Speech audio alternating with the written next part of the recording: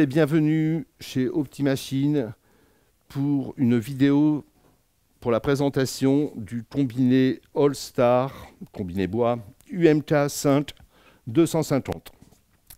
Machine qui se décline en 230 et 400 volts, suivant que vous soyez pourvu du 220 ou 380 triphasé. Donc machine simple opération qui va reprendre pour le travail du bois la scie sur table, donc les opérations de délignage et tronçonnage qu'on abordera dans un second temps. Ensuite, cette machine va permettre de faire des opérations de délochissage et rabotage dans cette partie-ci. Et également, sur cette zone-ci, les opérations de toupillage. De façon optionnelle, la 5e opération est le mortaisage que l'on installe ici, c'est une option, en bout d'arbre de rabotage qui va vous permettre donc de réaliser des mortaises dans une pièce de bois. Cette machine est pourvue de 3 moteurs. 3 moteurs, ce qui va éviter le remplacement le changement de courroie au changement d'opération, et notamment qui va permettre d'avoir la puissance nécessaire à chaque opération, ainsi que la rotation en tour minute adaptée à chaque usinage. Donc nous allons voir maintenant l'opération de délignage, qui est une des premières opérations lors du façonnage et de l'usinage du bois. Cette scie est équipée d'un moteur de 2,2 kg qui a une vitesse de rotation de 4000 tours maxi. Cette machine est équipée d'une lame de 254 mm avec un alésage d'arbre de 30, et vous choisissez le nombre de dents suivant les opérations. Donc pour la montée de la lame, nous allons avoir ici un volant avec une montée de l'ordre de 2 mm par tour de manivelle.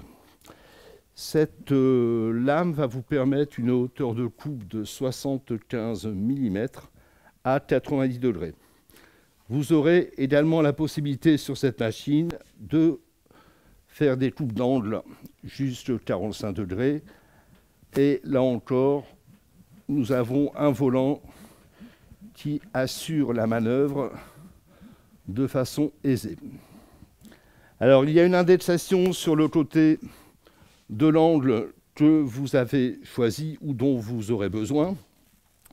Mais il y a également un petit accessoire qui vous permettra d'avoir, avec une extrême précision, donc c'est un niveau aimanté digital, et qui vous permettra, pour des angles bien précis, bien particuliers, d'avoir avec exactitude l'angle que vous souhaitez. Cette machine est équipée donc d'un guide parallèle qui possède également un réglage fin, ce qui vous permet, après une approche de votre règle à la dimension souhaitée, va vous permettre également à l'aide de ce petit curseur qu'on verra ensuite en gros plan, de faire une approche fine et précise de l'écartement que vous souhaitez, soit la dimension de la planche qui va être coupée. Donc, au niveau de la scie circulaire, cette machine est équipée d'un chariot coulissant que l'on peut bloquer ou déplacer suivant usage, rainuré également de part et d'autre pour éventuellement un chariot futur, un chariot que vous réaliserez vous-même.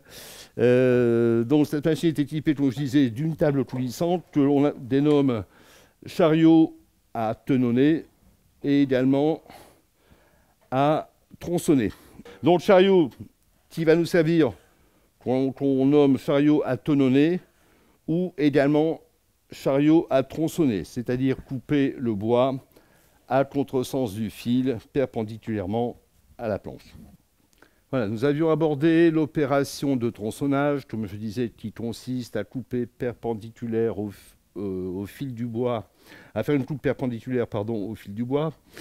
Pour cela, nous allons nous aider, bien sûr, de la table coulissante, du chariot coulissant. Vous savez, cette règle avec des pré-réglages que l'on vous montrera ensuite, établie. Une butée de réglage qui vous permet de régler avec également l'indexation en centimètres et millimètres de votre pièce par rapport à la lame de scie. Et enfin, un presseur excentrique afin de bien bloquer votre pièce et ainsi réaliser sans risque et sans danger la coupe transversale qu'est le tronçonnage du bois. Alors, autre opération que va nous permettre l'UMK Sainte 250 et étant équipé d'un pantographe et d'une table coulissante qui fixe fait 1300 mm, vous allez pouvoir mettre au format des panneaux comme ceci sur une distance de plus ou moins 1,60 m.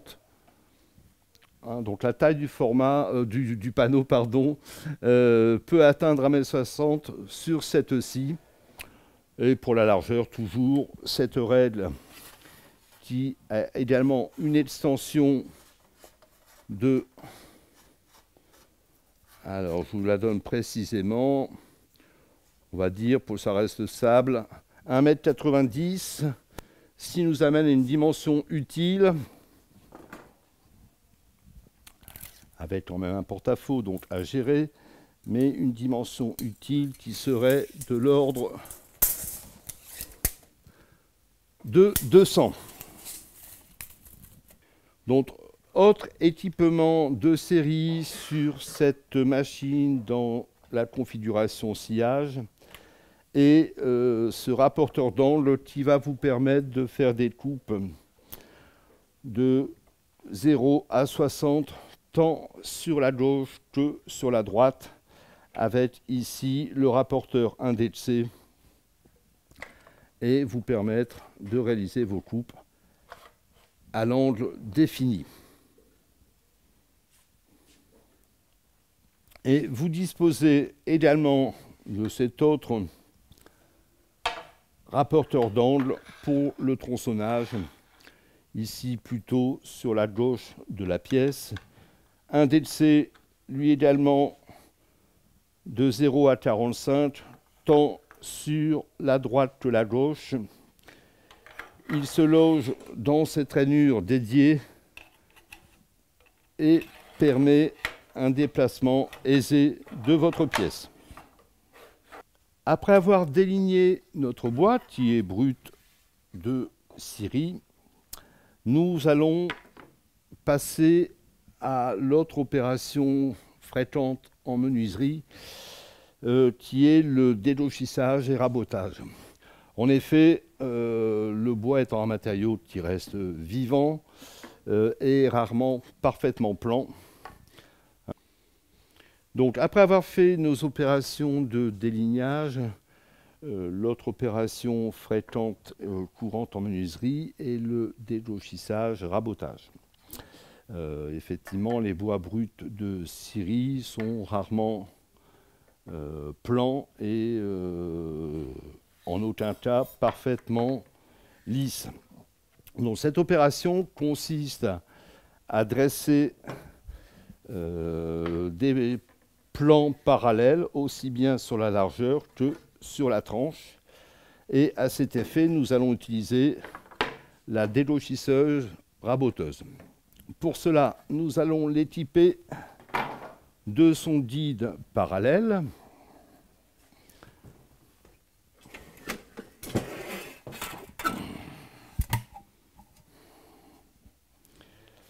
Donc, qui est constitué de cette règle acier et avec un montage usine d'origine en queue d'aronde, ce qui va garantir notamment dans le temps une parfaite stabilité à votre outillage.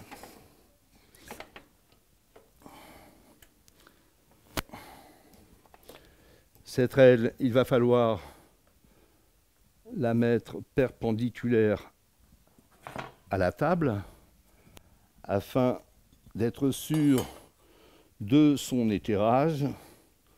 Et pour cela, vous disposez ici des 2 réglages ondulaires. Voilà, une fois on vient brider. Alors, petite précision sur cette aile, ici je l'ai placée arbitrairement. Vous allez pouvoir, au moyen de ces petits boulons ici, la rapprocher plus ou moins ou la sortir. Enfin voilà, elle se déplace longitudinalement par rapport à cette table. Comme nous l'avons vu, l'action de rabotage va nécessiter enlèvement de matière.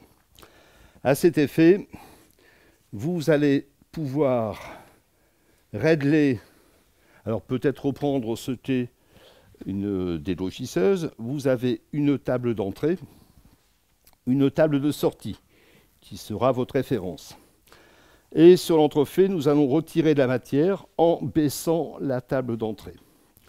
Donc, sur cette machine, vous avez une hauteur de passe maximum de 5 mm, qui est déjà quelque chose d'assez conséquent en rabotage. Et vous ne ferez assurément pas sur des bois très durs ou très denses. Donc, généralement, on commence par une petite passe. Idéalement, c'est le côté courbe de la pièce que l'on présente ici, toujours EPI hein, évidemment, et l'aspiration qui est branchée, ici nous ne l'avons pas en l'occurrence. Au préalable, nous allons également, pour la sécurité, installer cette protection que l'on règle à hauteur de pièce. Il est fourni justement, comme c'est le cas ici, pour les pièces de faible épaisseur, un petit poussoir, et nous allons commencer l'opération de délochissage. Voilà, donc ça se fait dans ce sens, ceci. L'arbre de la machine tournant à peu près à 4000 tours minute et recommencer jusqu'à l'obtention d'une surface parfaitement lisse. Une fois le plat parfaitement raboté, c'est cette face qui va servir de référence pour dresser le champ à 90 degrés, parfaitement d'équerre avec la face. Et là, de nouveau, nous allons passer le bois. Je répète, le plat étant la surface de référence pour dresser à 90 degrés cette pièce de bois. Cette opération terminée, on vérifie l'angle, évidemment, et nous allons pouvoir... Donc voilà, une fois notre bois délochi, c'est-à-dire usiné plan et à 90 degrés hein, pour la tranche, nous allons passer à l'opération de rabotage. Et sur cette machine, les tables de sortie et table d'entrée pivotent. Le capot d'aspiration qui servait pour le délochissage se replie sur l'arbre. Protection, hein, toujours, règle de sécurité. Et nous disposons en dessous d'une autre table. La hauteur de passe maxi sera de 190. Vous allez passer vos planches face des doshis comme référence sur cette table dans ce sens-ci. Cette machine est équipée, comme toutes les raboteuses, de rouleaux d'avance et la pièce avancera automatiquement vers la sortie de la machine. On recommence l'opération autant de fois que nécessaire, de façon à obtenir une bonne planéité. Alors, le plus souvent, on définit une dimension auparavant. Si vous voulez une planche de 12 mm, comme ça peut être le cas ici, vous allez finir en approche fine à 12 mm sur l'index. Petite précision que les usineurs connaissent, on règle toujours une épaisseur en descendant pour éviter les jeux. C'est-à-dire qu'en montant, vous allez obtenir une hauteur, mais sur la descente, celle-ci va rester stable. Donc, si vous voulez 12 mm, vous remontez à 13 pour descendre à 12.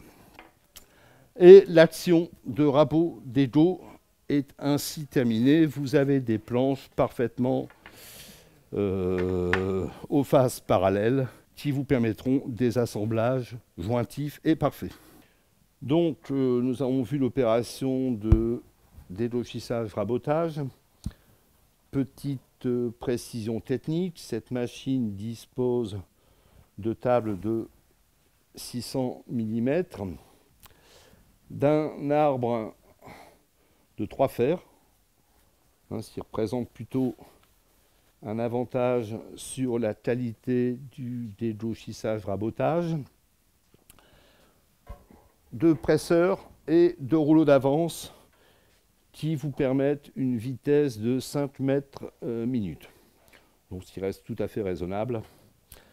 Autre petite chose, elle est munie, si une pièce venait à coincer, d'un débrayage au travers de cette poignée et une petite vue sur les manettes ainsi que le réglé de hauteur de passe en mode rabotage.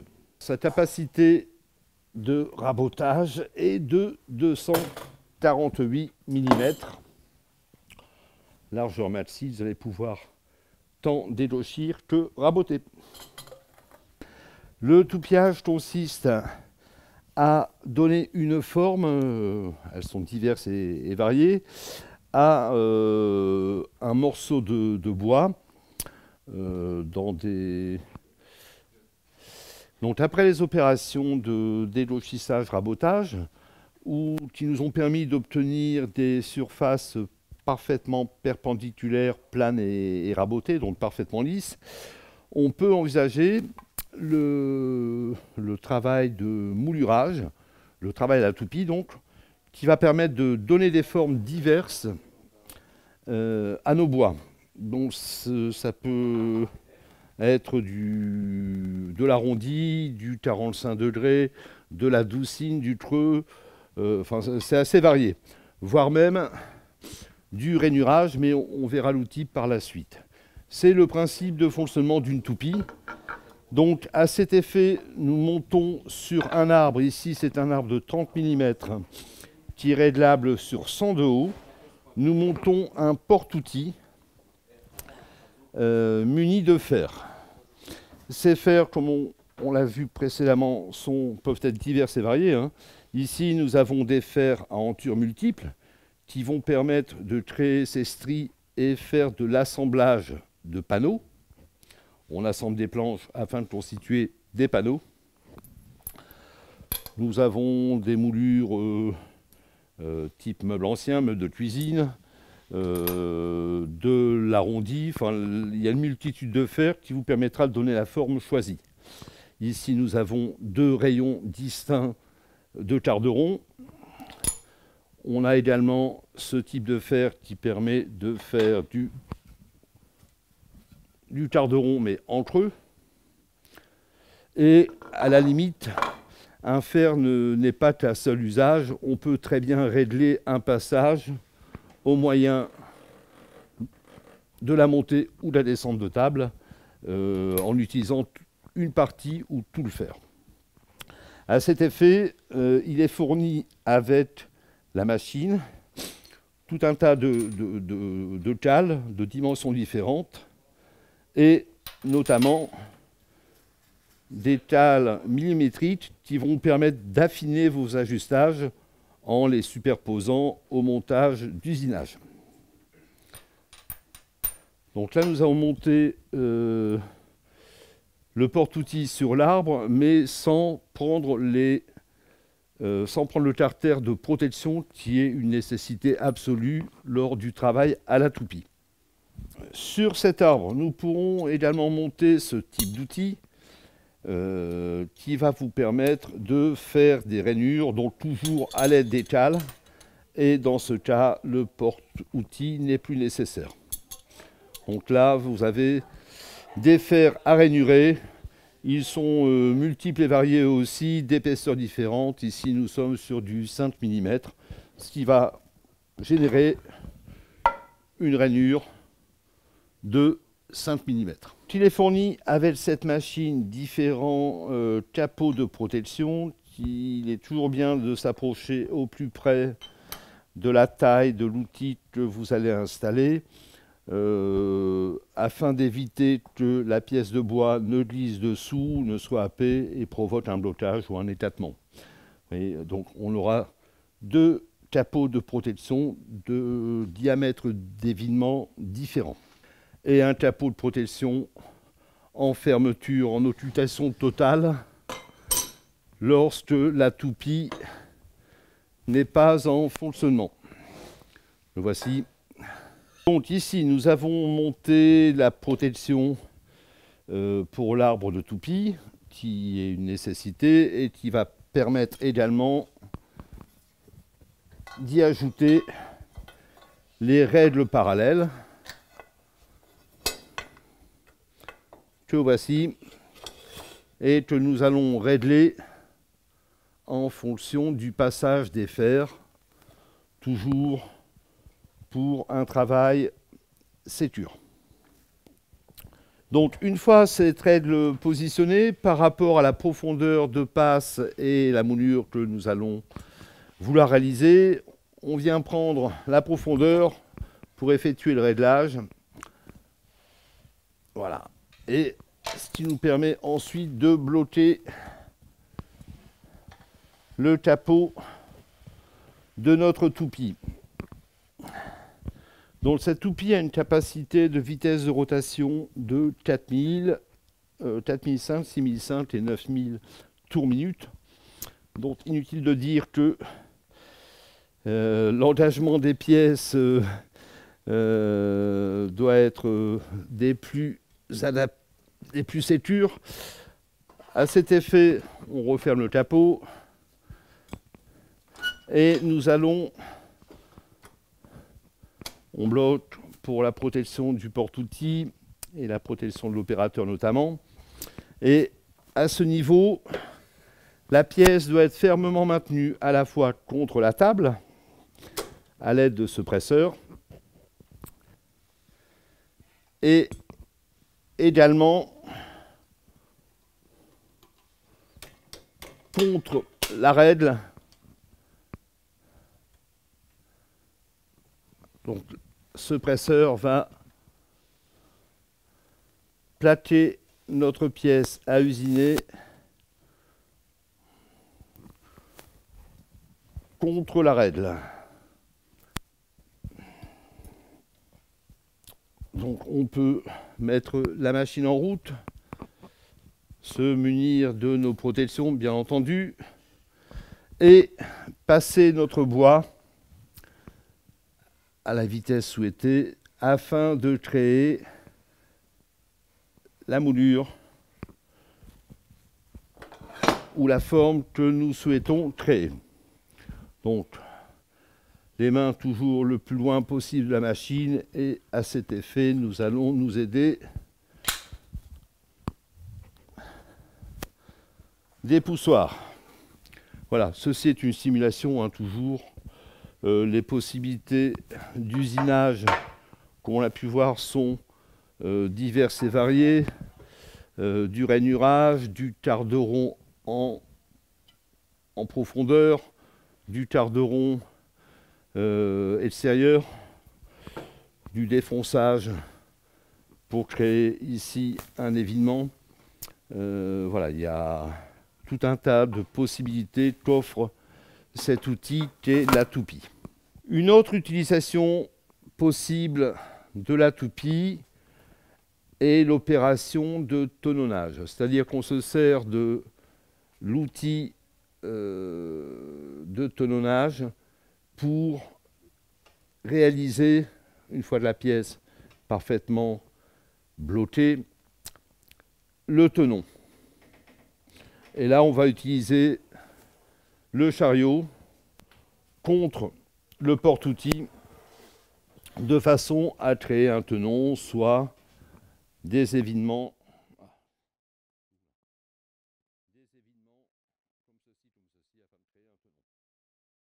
Au début de la présentation de cette machine, nous avions parlé de 5 opérations. La dernière opération, après le tonnage qui se fait sur la toupie, est le mortaisage. Donc tenon-mortaise étant les assemblages les plus courants de la menuiserie, de la charpente, de l'ébénisterie.